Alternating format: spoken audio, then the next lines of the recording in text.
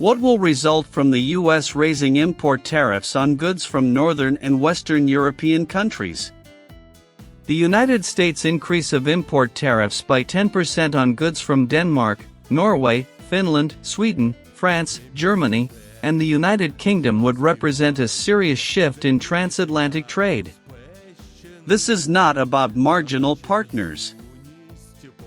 These countries are key suppliers of mechanical engineering products, pharmaceuticals, automobiles, chemicals, high-tech equipment, and consumer goods to the American market.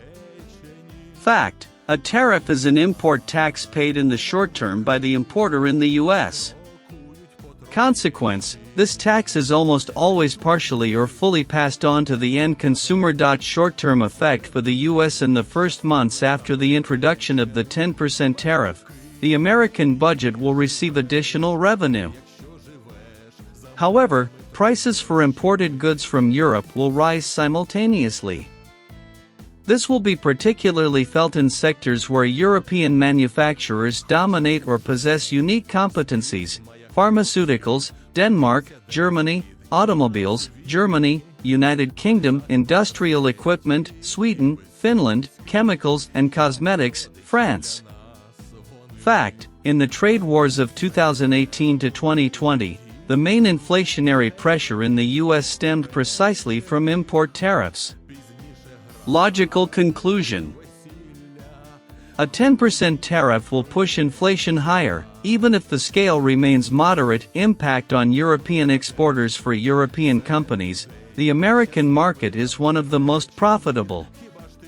Raising the tariff will leave them with three options: increase prices in the U.S. and lose part of demand, reduce profitability by absorbing part of the tariff themselves, relocate part of production or final assembly to the U.S. Fact: large corporations, German automakers, pharmaceutical giants, have the resources for production localization. Fact: medium-sized businesses in Scandinavia or France often lack such capabilities. Geopolitical effect: raising the tariff will inevitably be perceived in Europe as a political signal rather than a purely economic measure.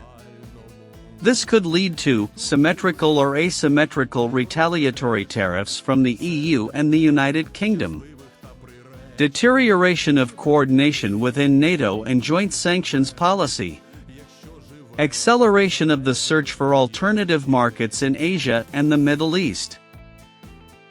Assumption: explicitly noted, the EU may respond not with mirror measures but selectively targeting American sectors with strong lobbying: agricultural products, aircraft manufacturing. Long-term consequences: in the long run, a 10% tariff will reduce mutual trade between the US and Europe, accelerate the regionalization of production chains, weaken transatlantic economic integration built over decades. Paradoxically, the US may lose more than it gains. Less competition means higher prices and lower incentives for domestic innovation. Europe, in turn, will receive an additional stimulus toward strategic autonomy, and this is no longer just economics, but a matter of political sovereignty.